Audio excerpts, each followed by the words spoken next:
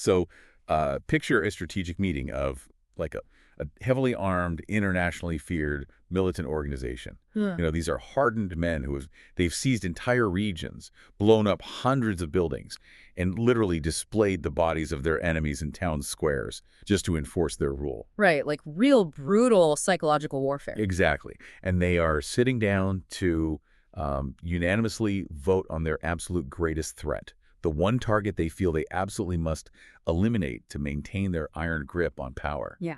And that ultimate target is a 15-year-old girl who basically just wanted to take her school exams. I mean, it genuinely sounds like the inciting incident of some dystopian sci-fi novel, but it is a very real, documented historical event, and I think it highlights this profound, almost hidden vulnerability in oppressive regimes that we rarely actually talk about. Yeah, absolutely. Well, welcome back to the Deep Dive. Today we're taking a massive stack of source material, news archives, biographies, historical records to unpack a name you definitely know, but a story you probably don't, which is Malala Yousafzai.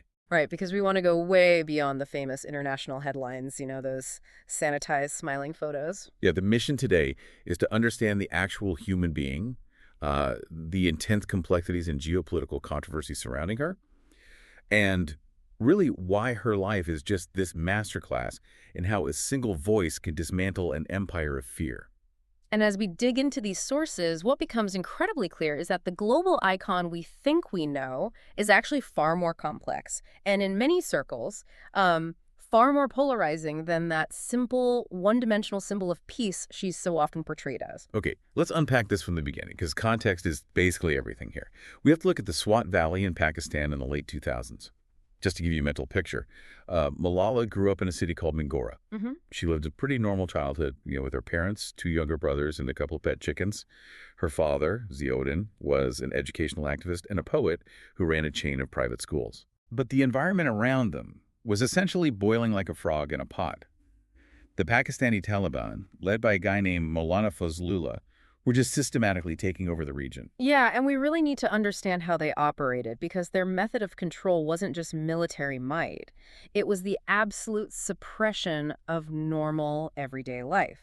What do you mean by that exactly? Well, the sources detail how they banned television, they banned music, women were forbidden from even going shopping, and ultimately they set their sights on girls' education, issuing this really strict edict that no girls could attend school after January 15th, 2009. Wow. And they enforced these bans with terrifying performative violence, right? Exactly. They eventually blew up over 100 girls' schools in the region. It was all about creating utter terror. Which brings us to a massive journalistic problem. Yeah. The BBC Urdu website was desperately trying to cover this growing influence of the Pakistani Taliban in Swat. Yeah, but it was a complete black box. The adults in the region were just utterly terrified of retaliation. Right, like the correspondent literally couldn't find a single adult willing to go on the record about what was happening.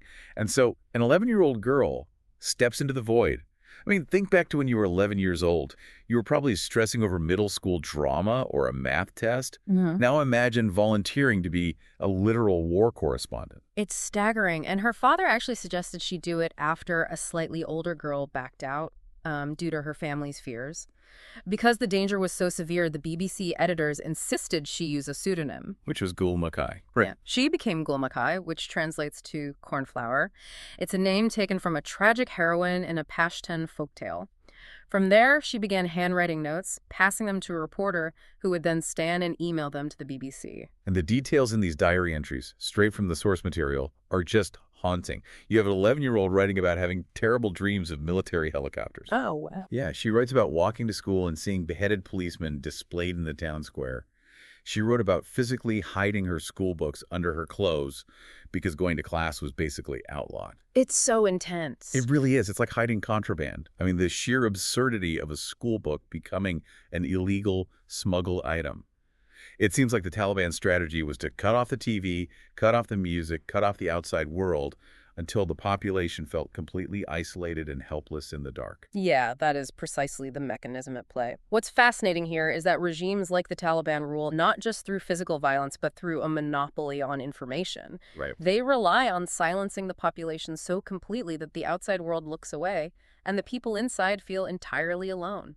So how does an 11-year-old writing an anonymous blog actually disrupt a militant group's grip on power. Well, Malala's diary was like punching a tiny hole in the side of that sensory deprivation tank and letting the light stream in. It wasn't high-level political rhetoric, you know. It was the raw, undeniable human cost of their regime. Like talking about her friends leaving. Exactly. She wrote about her class dropping from 27 pupils to just 11. She wrote about not feeling like studying for exams because of the constant artillery shelling. She gave the world a window into the reality of their occupation, which completely stripped the Taliban of their control over the narrative. Wow. And mechanically, that is what made an 11-year-old a very tangible, strategic threat to their authority. But of course, you can't punch a hole in the tank without eventually being noticed. That anonymity was bound to break. Right, it couldn't last forever. As the Pakistani military launched a massive operation to push the Taliban out of the cities, an operation that actually forced Malala's family to flee and live as displaced persons for a few months, they eventually returned home. And by late 2009, her identity as the BBC blogger was publicly revealed. And this changes the dynamic entirely. Her profile started to rise significantly. A New York Times documentary was made about her life. Right, she started giving television interviews advocating for female education, too. Yeah, she became the chair of the District Child Assembly. Desmond Tutu nominated her for the International Children's Peace Prize, and she was awarded Pakistan's first National Youth Peace Prize. So she goes from being this anonymous diary entry to a highly visible, defiant face of resistance. And in the eyes of a militant group trying to reestablish dominance, that visibility is exactly why she became a target. Absolutely. It wasn't random at all. It was a calculated response to her rising influence. Exactly. The sources note that as her profile rose, death threats started appearing in local newspapers. They were slipped under her door. She was receiving threats on Facebook. That's terrifying. It is. And then we get to that chilling summer of 2012 meeting where Taliban leaders unanimously agreed to assassinate her, which leads to October 9th, 2012. Malala was 15 years old, riding a bus home after taking an exam. Right. A masked gunman boarded the bus and simply shouted, "Who is Malala?" And even though no one answered, the sources say the girls on the bus instinctively looked at her, basically giving her identity away. Yeah. The gunman fired one shot at point-blank range. And the medical details here really underscore the severity of the attack. What exactly happened? A single bullet struck her, traveling 18 inches. It went from the side of her left eye down through her neck and lodged in her shoulder near her spinal cord. 2 other girls on the bus were also wounded in the crossfire. I mean, surviving that alone is an absolute miracle. But here's where it gets really interesting, because there is this profound irony to the whole thing. The Taliban claimed they shot her to silence her. Right. Their spokesman literally issued a statement saying she was a symbol of obscenity and they were forced to act. But by trying to kill her, they inadvertently gave her a global megaphone. They took a local Swat Valley activist and turned her into an international phenomenon overnight. The medical journey itself became a focal point for the entire world. She was in absolutely critical condition.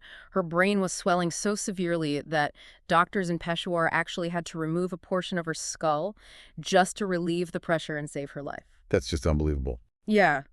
When offers to treat her poured in from governments around the globe, she was flown to Queen Elizabeth Hospital in Birmingham, UK. That's a facility highly specialized in treating military personnel injured in conflict zones. Wow, so she was getting top-tier trauma care. Exactly. She underwent multiple extensive surgeries there, including repairing her facial nerve, reconstructing her skull with a titanium plate, and even receiving a cochlear implant to restore her hearing in her left ear. And while she's fighting for her life in that hospital bed, the global outcry is just unprecedented.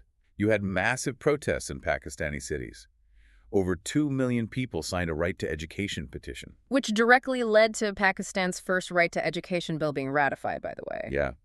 And former UK Prime Minister Gordon Brown visited her in the hospital and launched a United Nations petition with the slogan, "I am Malala," demanding that all discrimination against girls be outlawed globally. You even had 50 leading Muslim clerics in Pakistan issuing a fatwa, which is a formal ruling of Islamic law against the Taliban gunmen. Yeah, they publicly denounced the militants' attempts to use religion to justify the shooting of a schoolgirl.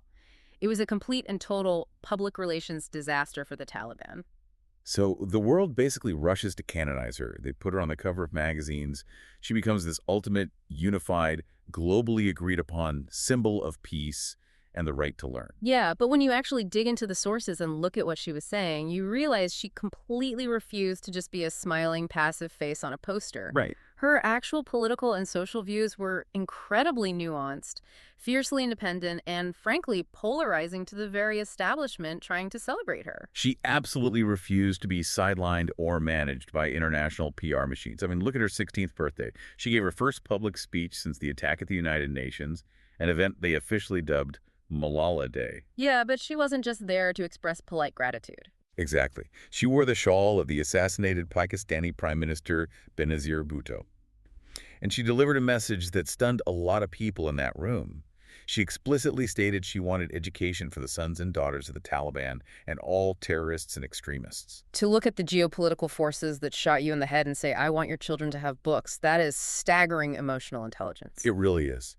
And of course, she goes on to win the Nobel Peace Prize in 2014 at age 17, sharing it with Kailash Satyarthi, an Indian children's rights activist, which made her the youngest ever Nobel laureate. Right. But her activism doesn't stop at education. To me, Malala operates almost like a political Rorschach test. Different global groups try to project their own specific agendas onto her. Like the West wants her to be a symbol of Western intervention success, while others want her to represent religious reform. Yeah, everyone wants a piece of her story. But she constantly refuses to fit into their neat little boxes. How does the source show her pushing back against the very global leaders who are trying to celebrate her? Well, that Rorschach test analogy is perfect because she consistently uses her platform to confront power no matter who holds it. A prime example from the sources. She had a meeting with U.S. President Barack Obama in the Oval Office. Okay. This is a moment where most people, let alone teenagers, would just smile, shake hands, and take the photo up. Instead, she confronted him directly about his administration's use of drone strikes in Pakistan. I mean, it takes a staggering amount of nerve to sit in the Oval Office, a room literally designed to intimidate and tell the commander-in-chief that his own military strategy is flawed. What was the core of her argument there? Her argument was incredibly sharp. She told him that while the U.S. claimed drone strikes were targeting terrorists, they were actually killing innocent victims, and the collateral damage was creating so much resentment that it was fueling recruitment for the very terrorism the U.S. was trying to fight. So she's essentially lecturing the president on the cyclical mechanics of radicalization. Exactly, and her independence extends across the entire political spectrum. In her youth, the sources note she expressed strong socialist and Marxist beliefs. Which might surprise a lot of listeners. I mean, how does a teenager in the Swat Valley arrive at a Marxist philosophy? Well, if we connect this to the bigger picture, when you grow up surrounded by extreme systemic inequality, living under fundamentalist rule, and seeing massive disparities in wealth and power, radical economic philosophies often resonate. She once wrote in a letter that socialism was the only answer to free her people from bigotry and exploitation. That makes a lot of sense. And she evolved in other areas, too. She didn't initially call herself a feminist, but later fully embraced the term after hearing actress Emma Watson speak at the UN. She also publicly criticized fellow Nobel Peace Prize laureate Aung San Suu Kyi over the persecution of Rohingya Muslims in Myanmar, explicitly demanding that a fellow global icon condemn the state-sponsored violence. She just point-blank refuses to play the role of the passive, grateful victim that society so often wants survivors of trauma to be. Yeah, she won't be put in a box. But with a massive global platform comes a massive target on your back. Our deep dive into the source material shows that she faced vicious, sustained backlash, particularly from her homeland and from various international political factions. Oh, absolutely. In keeping with our rule to impartially report the facts from the sources without taking sides, we have to look at the immense controversy she generated. Yeah, the domestic pushback in Pakistan was highly organized. The All Pakistan Private Schools Federation actually banned her autobiographical book, I Am Malala, from all its schools. Wow, banned it completely. Yes, and the president of that federation didn't just ban it, he released a counterbook titled I Am Not Malala.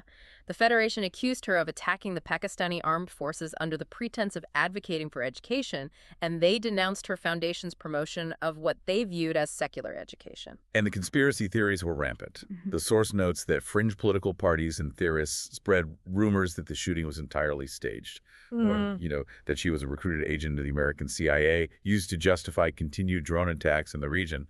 Yeah. Other theories labeled her a Jewish agent. You have people claiming she's an agent of the West simply because she accepted the Nobel Prize and took up residence in England, completely ignoring that she was in England because she had to be medevac there to survive. Right. Why do these massive conspiracy theories form around someone who is basically just advocating for school books? Psychologically, when a figure challenges deeply entrenched power structures or national narratives, it is much easier for detractors to invent a sprawling conspiracy to discredit the person than it is to engage with their actual argument. Yeah, that's true. If she's a CIA agent, you don't have to listen to her critiques on education or women's rights. But the scrutiny wasn't just domestic either. It was intensely geopolitical. Right, let's talk about the Kashmir conflict, because that generated a massive wave of backlash. Right. So to understand this, you need a brief bit of context. The region of Kashmir has been a violent, highly contested powder keg between India and Pakistan for decades, with both nations claiming it and fighting multiple wars over it. When the Indian government officially revoked the special autonomous status of Jammu and Kashmir, Malala tweeted, urging the UN to help Kashmiri children go safely back to school amidst the lockdown. And because of that intense historical animosity, Yeah. stepping into that conversation is like stepping onto a landmine. Exactly.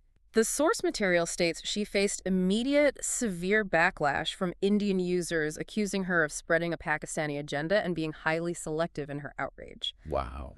But simultaneously, she faced intense criticism from within Pakistan for being too late in her response and not condemning India harshly enough. She was attacked from both sides of a militarized border for a single tweet about children going to school. And we saw almost the exact same dynamic play out regarding the Gaza-Israel conflict. Mhm. According to the text, she drew widespread criticism for initially being silent over the conflict. Then, when she did make statements, she faced backlash from critics who called her stance hypocritical.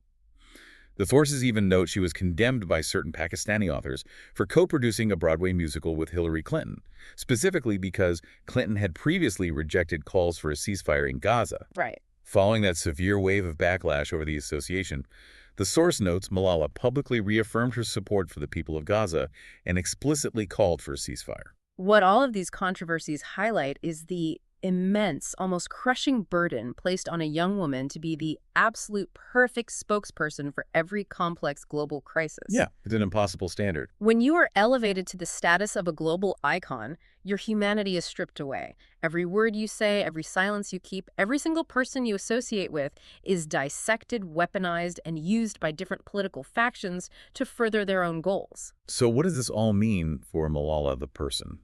Because behind the icon, there is a human life that is continuing to unfold. She didn't just stay frozen as a 15-year-old symbol. No, she really didn't. She went on to graduate from Oxford University with honors, earning a degree in philosophy, politics, and economics. She got married in Birmingham in 2021 to Asir Malik, a manager with the Pakistan Cricket Board. She signed a multi-year programming partnership with Apple TV Plus to produce documentaries and comedies. And in a moment that I think brilliantly shattered her purely serious image, she went on The Late Show with Stephen Colbert and surprised everyone by performing card magic tricks. It's so great. It shows a multidimensional person who is allowed to have joy alongside her activism, and her ambitions have notably evolved as she's grown up, too. How so? Well, immediately after the shooting, she often said she was deeply inspired by Benazir Bhutto and wanted to return to Pakistan to become prime minister. But by 2018, the sources show she acknowledged a major shift in her thinking. What changed her mind? She noted that after meeting so many presidents and prime ministers around the world, she realized traditional politics is incredibly complicated and often paralyzing. She realized there are other, perhaps more effective ways she can bring about the change she wants to see without being trapped in political gridlock. It signals a very mature transition, moving from an idealistic child activist who thinks, if I'm in charge, I can fix it, to a pragmatic global leader who intimately understands the limitations of holding traditional political office. Exactly. She recognized that her soft power, her ability to influence culture, direct funding, and shame global leaders on the world stage might actually be more potent than sitting in a parliament. It really is remarkable when you look at everything we've covered from the sources today. You see that Malala Yousafzai is far more than a girl who was shot on a school bus. She is a resilient thinker, a constantly evolving activist, and someone who took the absolute darkest, most violent moment of her life and forged it into an unstoppable global movement. She refused to let the Taliban hide her school books, and she continuously refuses to let the world hide from the truth. And this raises an important question, one that connects right back to the intense controversies we just discussed. Yeah. Society universally loves to elevate young, inspirational figures, especially when they are the victims of clear, unambiguous injustice.